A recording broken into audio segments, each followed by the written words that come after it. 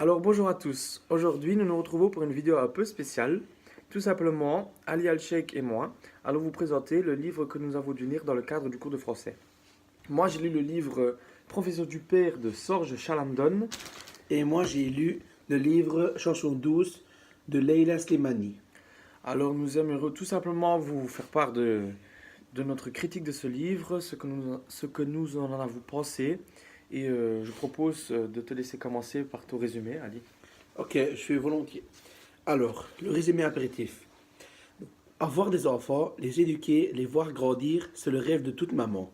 Pour Myriam, c'est également le cas. Mais après un moment, cette maman de deux enfants sombre dans la tristesse et la mélancolie. Elle ne supporte plus être enfermée entre quatre murs avec ses enfants. Si les proches savaient ce qu'elle est devenue, ce serait honteux pour elle. C'est pourquoi son mari et elle se mettent à la recherche d'une nounou. Après un casting sévère et la rencontre d'une noire, d'une maghrébine et d'une philippine, ils engagent Louise, atteinte de troubles mentaux qu'ils ignorent, et qui petit à petit va gagner sa place au centre du foyer. Mais celle-ci va engendrer plusieurs problèmes jusqu'au jour du drame. Merci. Pourrais-tu nous faire part de ta critique maintenant? Oui, pas de problème, Samy. Alors, Chanson douce est le deuxième roman de Leila Slimani, paru le 18 août 2016 aux éditions Gallimard. Le roman a obtenu le 3 novembre 2016 le prix Goncourt, dès le premier tour de scrutin. Elle est la 12e femme en 113 ans à remporter ce prix. Alors, maintenant, je vais passer à ma critique personnelle. J'aimerais aujourd'hui vous partager mon avis personnel qui est plutôt positif à propos de ce roman qui m'a beaucoup touché. En effet, ce livre inspiré de faits réels est l'un des meilleurs que j'ai jamais lu jusqu'à présent. Et je vais vous expliquer pourquoi. Pour commencer, je voudrais préciser que dès le début de la lecture, nous sommes directement dans le bain. Avec les deux premières phrases accrocheuses, on sait tout de suite où on va. Avec ce style cruel qu'on n'a pas l'air de voir tout de suite, mais qui se remarque davantage entre les lignes, comme un serpent qui se cache et surgit, une cruauté sournoise, qui colle si bien au personnage de Louise la nounou. Ensuite, cette histoire commence et finit par un terrible drame, la mort de deux enfants, Mila et Adam, tués par leur nounou qui a tenté ensuite de se suicider sans y arriver. De plus, il me semble que quand je vous raconte cela, j'ai l'impression de vous gâcher l'histoire en racontant la fin. Mais en fait, non, car l'auteur s'ingénie à reconstituer la trame de cette terrible tragédie en remontant le cours des choses. De plus, il y a beaucoup de rétrospection dans ce livre, mais celle-ci aide beaucoup à chaque fois à comprendre le reste de l'histoire. Enfin, on sait ce qui est arrivé, mais on ne sait pas pourquoi. Et l'auteur va donc tout au long de ce livre nous faire comprendre, ou du moins tenter de le faire, grâce à un portrait psychologique de Louise. J'aimerais vous informer que jusqu'à maintenant, excusez-moi, c'est le seul livre que j'ai lu qui n'a pas de chapitre. Il y en a quelques-unes, mais le titre de ces chapitres sont des noms de personnages du livre qui ont un lien avec Louise. Je ne saurais pas vous expliquer pourquoi l'auteur a décidé de faire cela, mais au moins lorsque vous lirez le livre, vous serez déjà au courant qu'il n'y a pas vraiment de chapitre. Une chanson douce que me chantait ma maman, excusez-moi. On est bien loin de cette comptine dans cette histoire, mais si au départ tout semble absolument parfait pour le couple de Myriam et Paul, qui a trouvé le perle rare en la personne de Louise. Certes, l'auteur nous décrit le portrait de cette amatrice de cake à l'orange, mais aussi de ce couple. On nous fait comprendre également qu'il y a des liens forts qui se sont créés entre la nounou et la famille, mais cette complicité va commencer à se dégrader petit à petit. La vie de Louise se résume à sa vie professionnelle. Par contre, sa vie privée est totalement effacée. Son mari qui est endetté, sa fille qui est un échec scolaire, ses amis qui sont peu nombreux.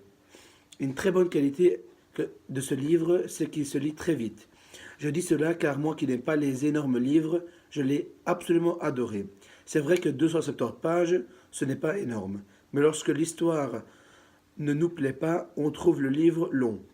Moi, j'aimerais juste dire que si ce livre avait 300 pages de plus, ça ne m'aurait absolument pas dérangé, car je trouvais l'histoire fascinante. Cependant, ce roman distille ce mal-être jusqu'au point de rupture.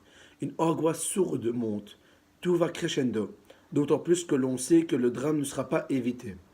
Et pour conclure, mes chers camarades, je vous conseille amplement ce roman de Leila Slimani, mais je le déconseille aux mamans et aux papas en quête de nounou. Merci pour votre écoute. Merci Ali. Maintenant, j'aimerais passer aux activités que Madame Van der Heyden nous a invités à faire pour récolter un peu plus de points. Comme moi j'ai fait, la première activité que j'ai choisie, c'est choisir un lieu marquant dans le roman. Alors moi, j'ai choisi un lieu, c'était la salle de bain.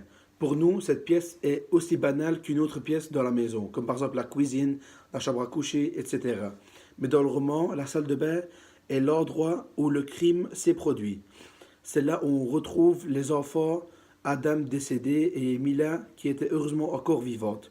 Mais on nous dit qu'elle avait beaucoup souffert et qu'elle avait retrouvé des morceaux de peau sous ses ongles. C'est vraiment triste. Maintenant, c'est choisir une phrase qui nous a aussi beaucoup marqué. Moi, j'ai choisi la phrase « Les enfants, venez, vous allez prendre un bain ». Cette phrase est vraiment cruelle. Elle m'a beaucoup marqué car c'était sans doute la phrase qu'elle avait dit aux enfants avant de les tuer et ensuite de mettre fin à ses jours. Quand je dis elle, c'est Louise. Pour moi, c'est vraiment cruel d'imaginer cette scène de crime se produire. Je dis cela car tout était prévu. Louise qui ne supporte plus les enfants. Louise qui fait des allers-retours d'une pièce à l'autre.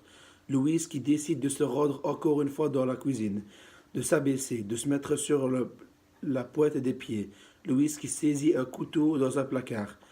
Louise qui boit un verre de vin et qui va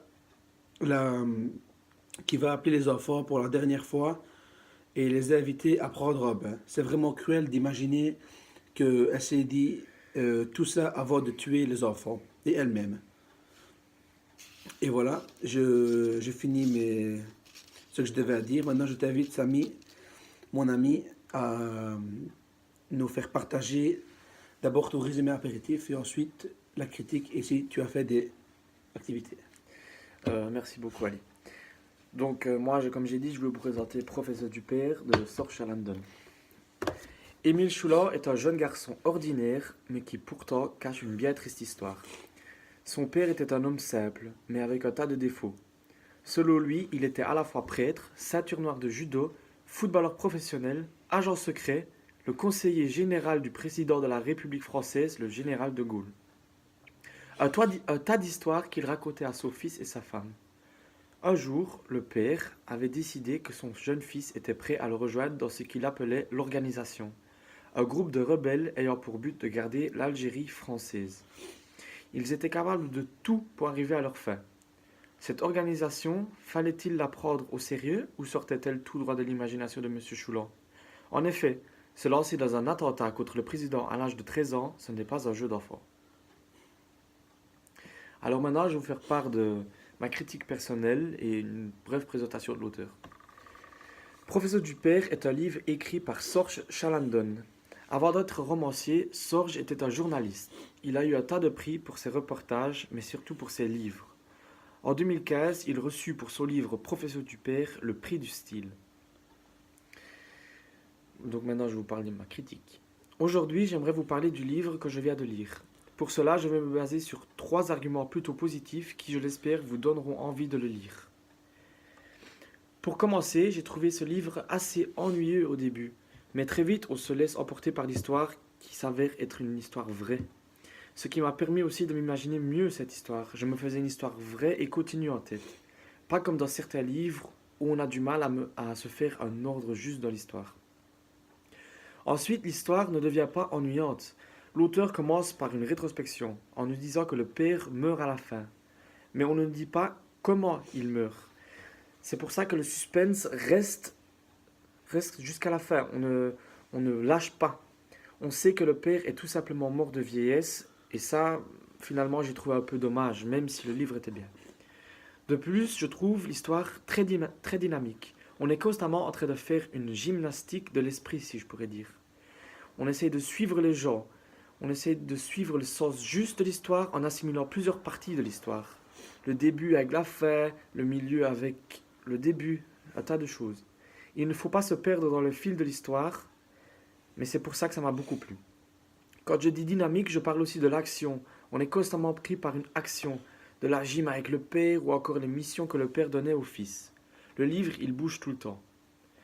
Pour finir, le seul point qui m'a un peu dérangé au début, c'était au début. Tout se passe très lentement. On nous raconte 4 ans de la vie du personnage pendant presque 3 quarts du livre.